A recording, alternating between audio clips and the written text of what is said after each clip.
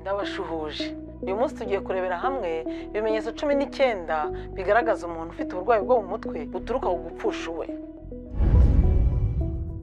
Tuvuga ko umuntu afite uburwayi bwo mu mutwe buturuka ku gupfusha uwe iyo agaragaje ibyo bimenyetso tugiye gusangira hasi, akaba bimaranye guhera ku mezi 6 umwaka kuzamuka.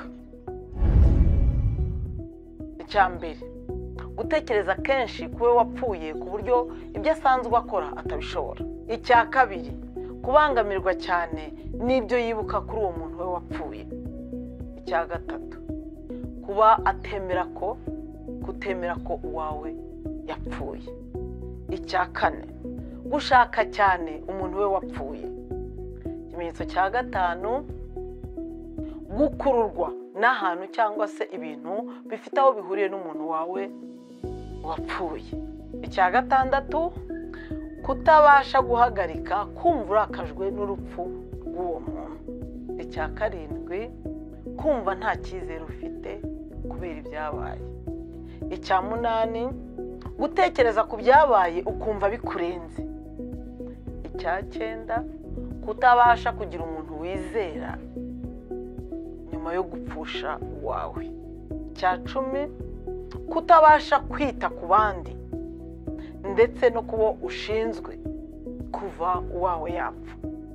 Icya 11, kugira ububabare bumwe mu gice cy'umubiri cyangwa se ibimenyetso nk'iby'umuntu wawe wapfuye. Icya 12, kudaca aho wacaga kugira ngo wirinde ibikwibutsa umuntu wawe wapfuye. Icya 13, kumva ubuzima bwawe ari ubusa kuko udafite umuntu wawe wapfuye. Icya 14, kumva amajwi y'uwapfuye akuvugisha. Icya 15, kubona uwapfuye aguhagaze imbere.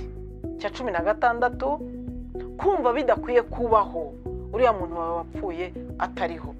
Icya 17, kumva umujinya igihe utekereje urupfu rw'uwawe. Icya 18, kugirira ishyari abandi bantu bafite ababo bo hafi. Icya 19, kumva wigunze uri wenyine kuva igihe wapfushaga uwawe.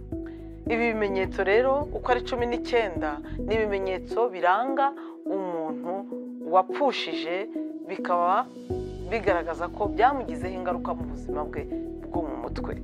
Niba wiyumvisemo ibyo bimenyetso cyangwa se hari uzi ko abifite, ndagushishikariza ko kuba nabo mwabashishikariza kujya kwivuza bagashaka ubufasha ku munyamwuga wita ku buzima bwo mu mutwe akoresheje ibiganiro clinical psychologist. Ni uburwayi buvurwa bugakira, umuntu akongera akagira ubuzima bwiza bwo mu mutwe. Nkwifurije kugira ubuzima bwiza bwo mu mutwe.